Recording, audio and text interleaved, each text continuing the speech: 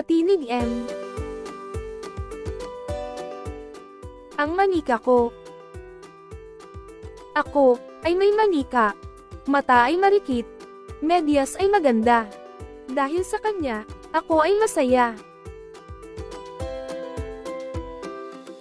Pag-aaralan natin ngayon ang letrang M. Ang letrang M ay may tunog na M. Alin sa mga salita sa tula ang nagsisimula sa letrang M? Ang mga salita sa tula na nagsisimula sa letrang M ay manika, mata, marikit, medyos, maganda, at masaya.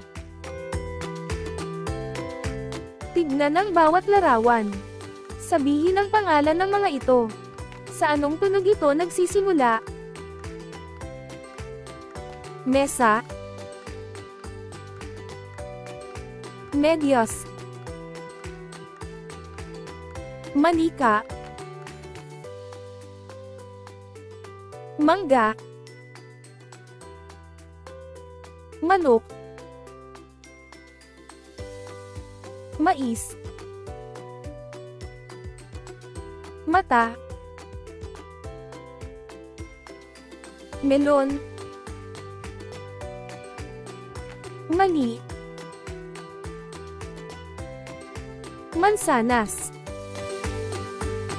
Ang pangalan ng bawat larawan na aking ipinakita ay nagsisimula sa tunog na M.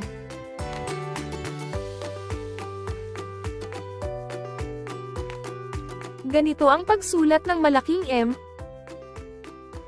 at maliit na M. Gamit ang iyong lapis at papel, gayahin ang pagsulat nito.